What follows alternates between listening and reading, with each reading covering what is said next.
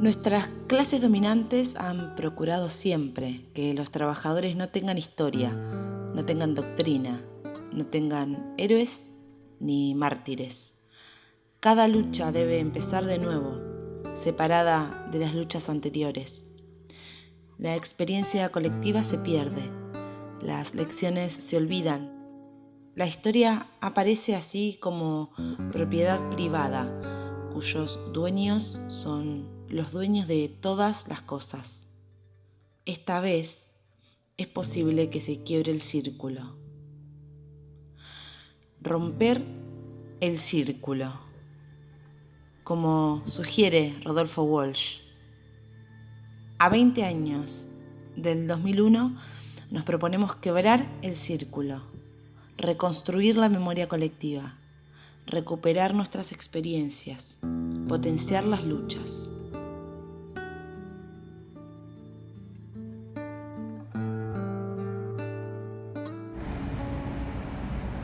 En el 2001 yo tenía 8 años y lo que me acuerdo cuando me dicen 2001 es como de una sensación de angustia. Me acuerdo de la angustia que había en general en el ambiente, en la familia, etcétera. Pero un recuerdo que tengo muy grabado es que cuando Crónica estaba haciendo el conteo 5, 4, 3, 2, 1, yo me acuerdo que era como que no quería que sea 2001. Como que ya estaba todo muy cagado y ya sabían todos que se estaba yendo todo a la mierda, y como que el 2001 era eso, era ya saber que se estaba prendiendo todo fuego. Diría angustia y catástrofe. Fue una fecha bastante particular porque estábamos preparándonos para el fin del año, nada hacía prever todo esto que pasó, pero la verdad que después fue muy conmocionante, y la incertidumbre y la violencia que se vivía, eso es lo que más recuerdo. Bueno, yo recuerdo que yo era chico, era adolescente, iba a la escuela, a la secundaria, estaba recién empezando la secundaria, y se vivía todo un ambiente en el país donde la gente estaba cansada, donde estaban cansados de bancarse todas las crisis que hubo a nivel social, político, económico. Ahí estuvo todo el pueblo junto con la consigna que se vayan todos y no quede ni uno solo. No quiero decir estallido social porque está muy quemada, pero saturación del bienestar. Igual veníamos de los gobiernos de Menem, de Alfonsín, pero ¿cómo lo podría decir? Disconformidad, Mucho, sí. Cansancio. Desilusión una vez más. Desilusión, la gente en la calle. Y eso fue un hito en la historia de nuestro país, ¿no? ¿Qué puedo recordar? Como todo argentino, queremos que el país siempre salga adelante, y lo único que hemos tenido, gobiernos desastrosos, realmente. Y siempre luchamos y tenemos la esperanza de salir adelante, porque tenemos un país tan lindo, tan rico, y que no salgamos adelante por toda la corrupción que venimos de hace años. Y en su momento yo apunté para el doctor de la Rúa, y la verdad fue un desastre el gobierno, un desastre. Y todo lo que viene hasta ahora es un desastre. Es toda una corrupción, todos. La gente ya no cree más en nadie. Así que pero no tenemos que bajar la guardia, tenemos que seguir. Todos los días trabajamos. Tenía mucha esperanza, muchísima esperanza. Estaba viviendo muy tristemente lo que estaba pasando y víctima de toda de lo que pasó, ¿no es cierto? Con dolor, y después con todo lo que pasó, si bien no participé en la plaza, pero lo vi, y fue una cosa muy impactante, digamos. Y en lo personal, con Cavallo y con el Carlo, había dejado de trabajar, digamos, en relación de dependencia con el YPF, que fue cuando privatizaron, la famosa privatización, y fue eso lo que pasó.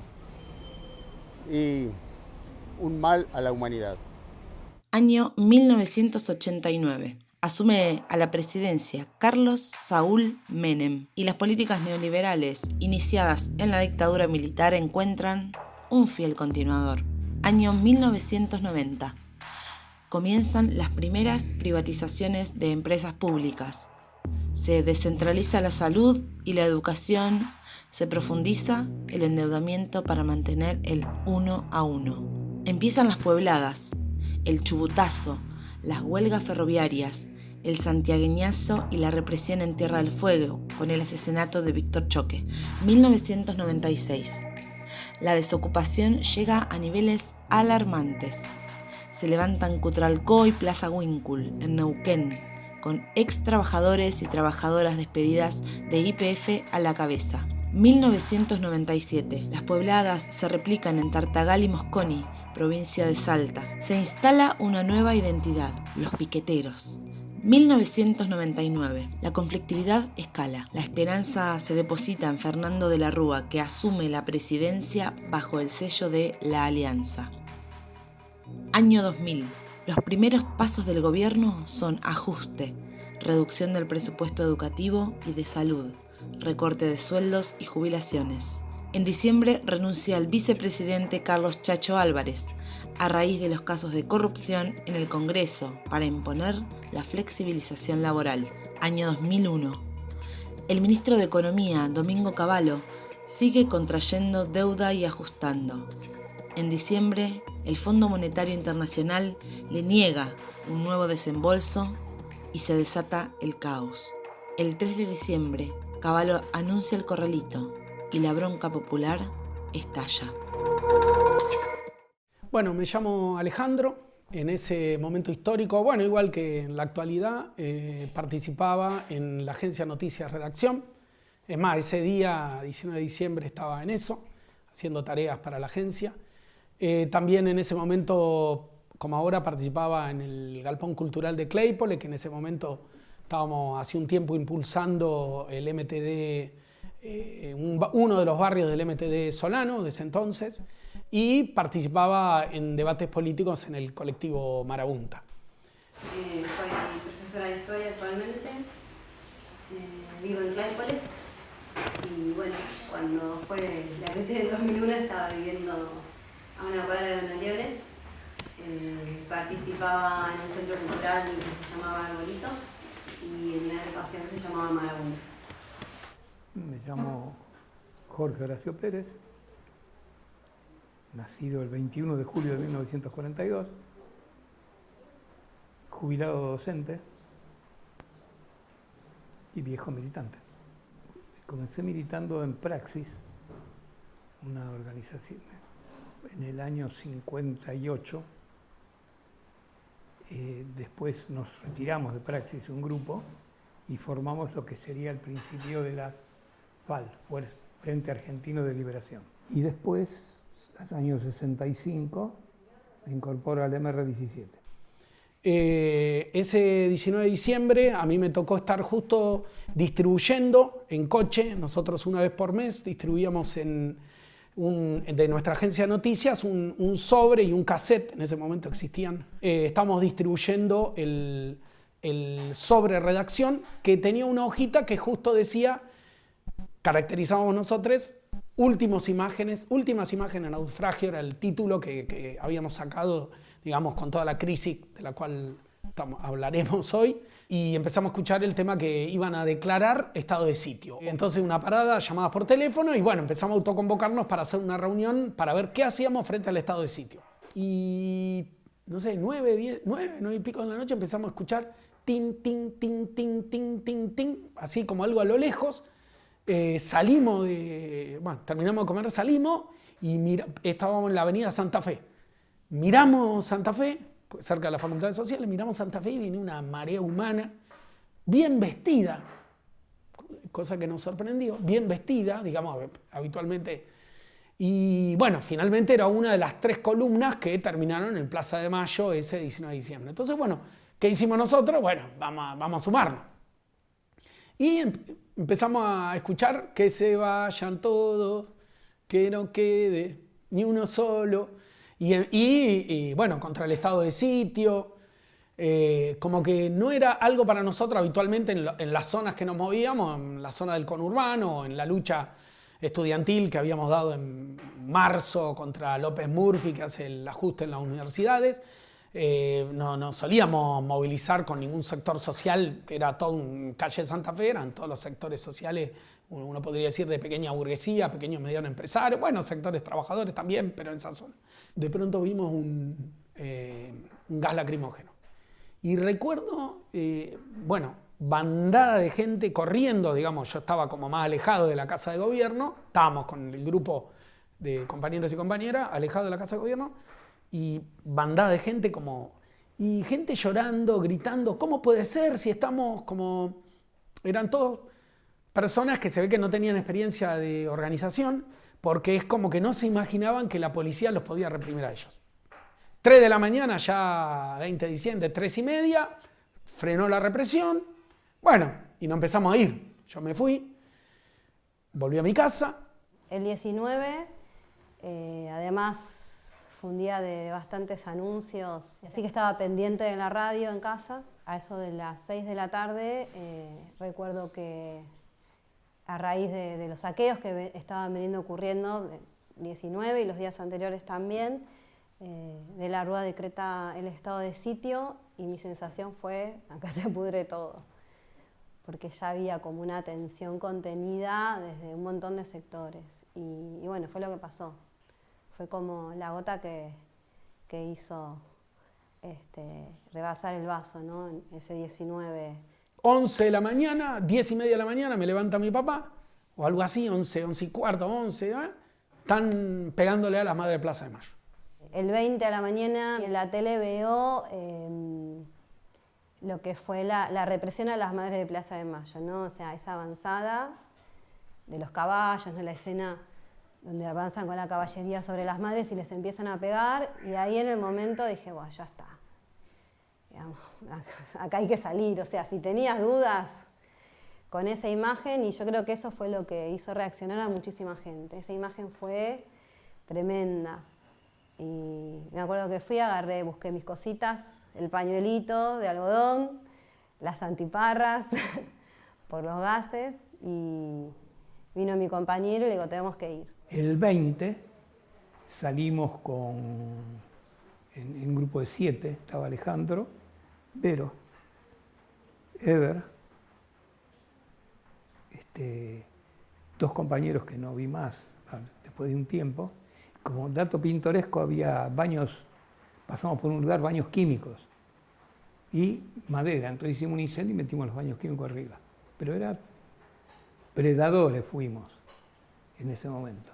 Pero no nosotros solos, sino que era mirar a ver qué se podía destruir. Pasa como una cuadrilla de canas por el centro de la 9 de julio y tirando ya bala de plomo. Bala de plomo, bala de plomo, bala de plomo. Nosotros habíamos destruido el banco y ya estábamos tratando de abrir una concesionaria de autos justo enfrente del banco. Bueno, y ahí yo creo que esa fue, por la hora, fue después los que mataron a Petete Almirón, que otro compañero que era del movimiento piquetero, no era de nuestra organización, pero lo matan ahí a 2 cuadras, creo, nuestra, y justo como que lo matan por el centro, como que estaba al costadito, así que fue claramente lo mismo que nos tiraron plomo a nosotros. Después mataron a Petete y de ahí seguimos por la calle Moreno, nos recordamos que estaba una oficina de Desur o la empresa eléctrica, creo que era el centro de Desur, que bueno, todo el mundo en los barrios teníamos el problema que cortaban la luz y venían los trabajadores, después venían con la gendarmería y siempre enfrentamiento con la gendarmería, entonces se habían conformado en Capital muchos grupos que atacaban a Desur, y esa era una de las centrales de Desur, tipo Moreno, 2 cuadras antes de la central de policía. Bueno, vamos a darle ahí.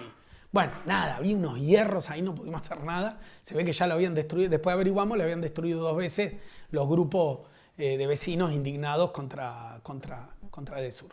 O Edesur o Edenor, no me acuerdo cuál de las 2 empresas eran.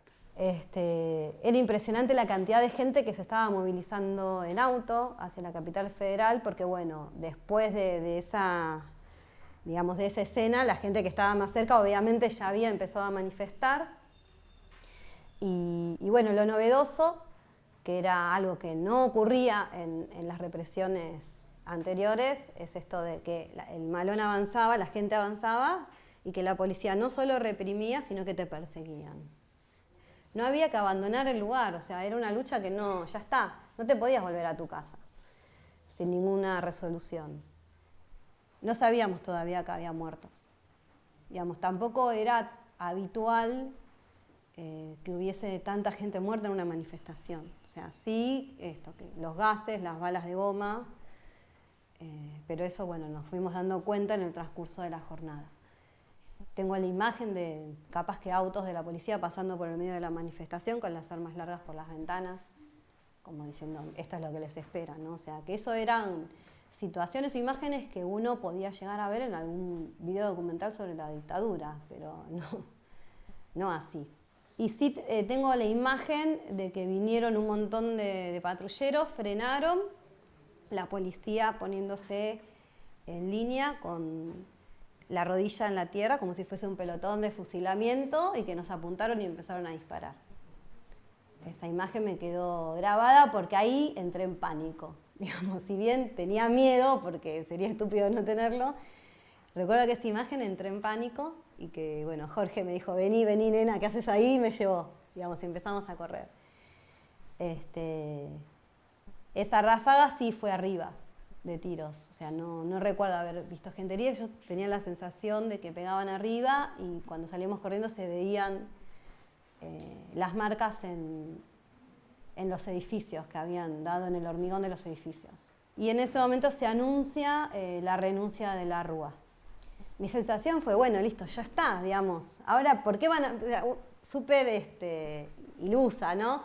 ¿Por qué van a seguir reprimiendo si ya está, ya se fue, o sea, ya renunció? Y no, digamos, la represión siguió. Y ahí fue cuando decidimos ya volver, porque eran más de las 6 de la tarde, ya eran casi las 7. Llega la noticia de estado de sitio, seguimos. La renuncia de Cavallo, seguimos, renuncia de la Rúa, seguimos. Pero fue todo muchas horas de enfrentamiento. Y contando con la simpatía de los vecinos. Nos daban agua, vamos muchachos, nos saludaban desde las ventanas. No me acuerdo si fue antes o días antes o días después, cuando veníamos con la columna de Solano, estaban las veredas parecían bancarios, quiero decir, gente de la capital que nos vivaba. Tiempo después la cosa cambió. Cae de la Rúa, con su famoso helicóptero, se produce una semana que hay 5 presidentes, uno de ellos Rodríguez Sá, y después queda Duhalde. Entonces, lo que hace Duhalde es, de 200.000 planes que había, pasa a decuplicar. Imagínense, de 200.000 de 200.000 a 2.200.000. Entonces fue calmando. Y después, muy hábil Rodríguez Sá, que lo que hace, dice, no pagamos la deuda externa, y además recibe a las madres de Plaza de Mayo. El otro aspecto, aparte de 200.000 planes a 2.200.000, es la solución sui generis del tema del corralito, que se devuelve, por supuesto, no como había prometido Duhalde, que dijo, el que tiene dólares, le daremos dólares.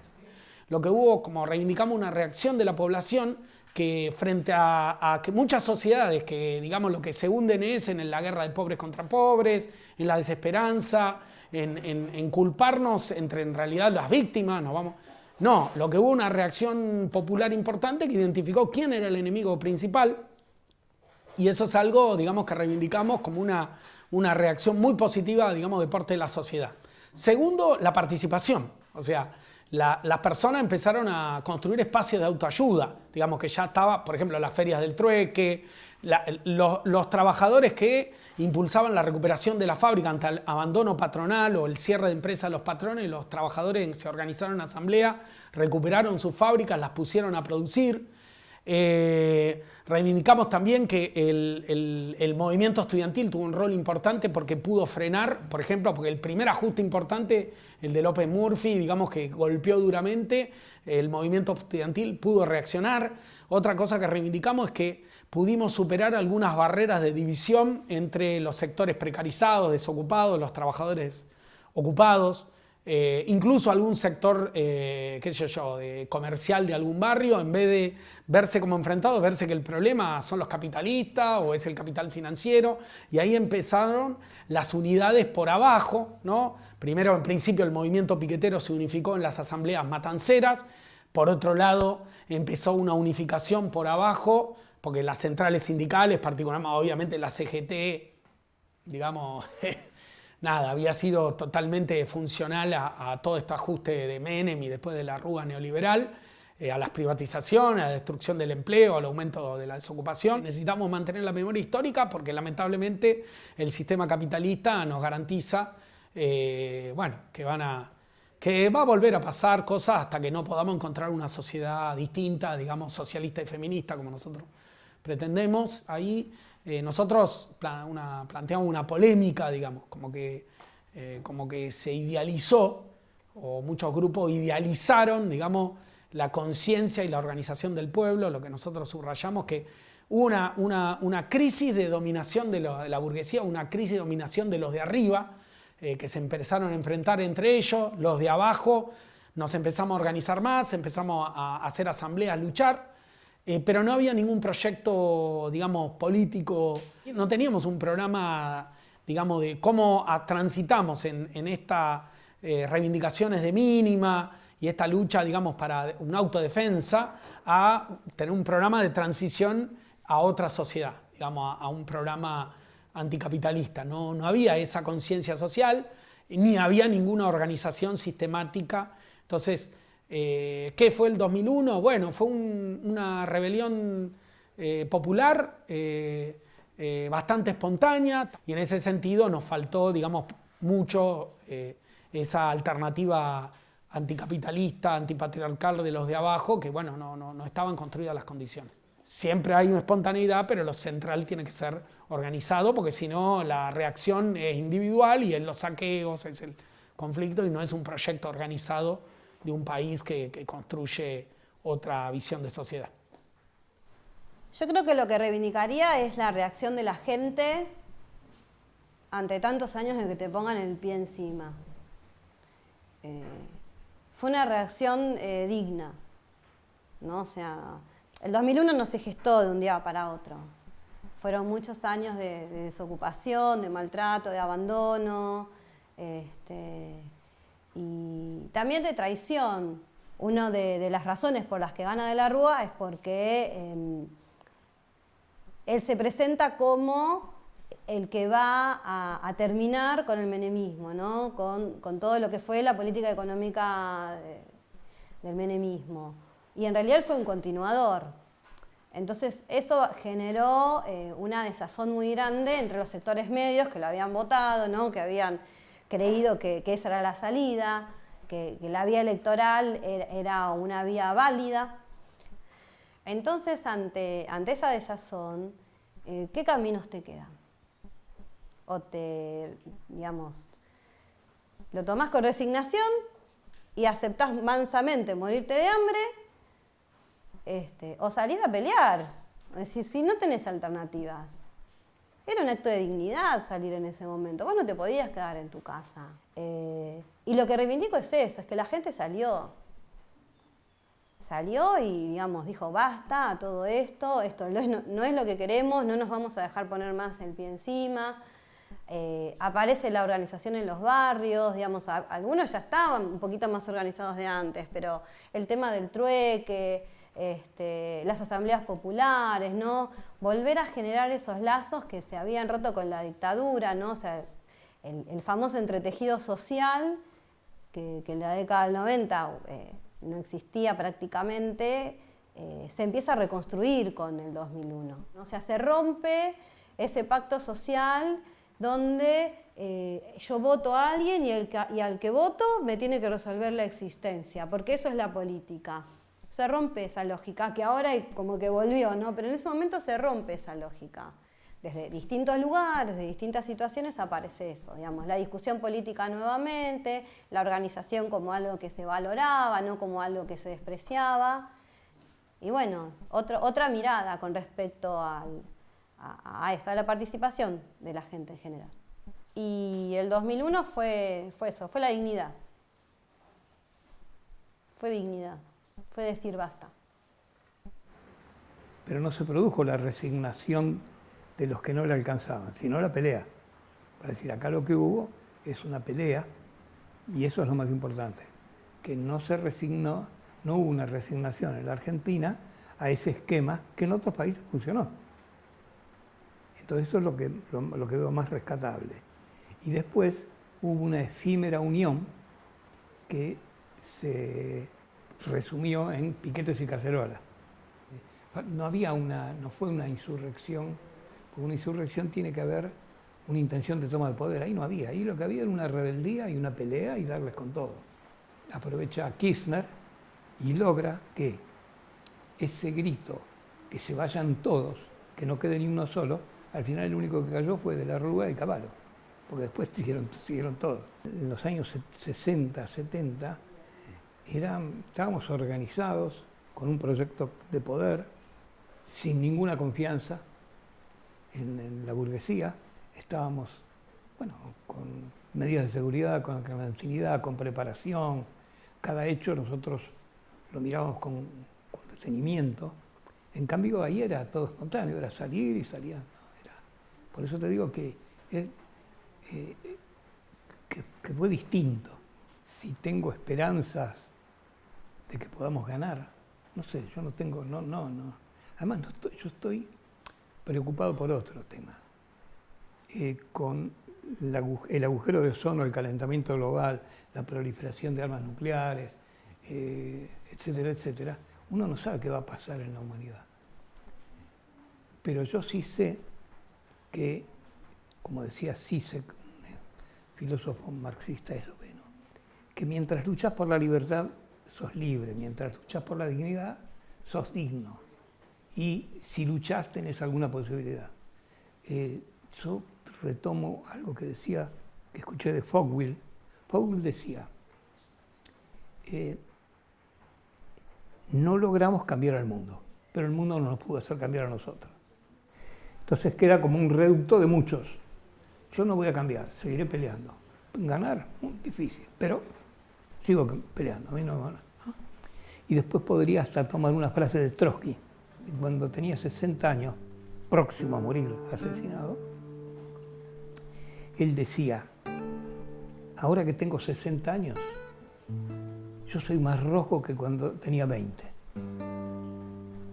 Entonces, como algo personal, yo estoy por cumplir 80. Y soy más rojo que cuando tenía 20. Y eso que cuando tenía 20 era bastante rojo. El día o la noche en que el olvido estalle, salte en pedazos o crepite, los recuerdos atroces y los de maravilla, quebrarán los barrotes de fuego, arrastrarán por fin la verdad por el mundo, y esa verdad será que no hay olvido.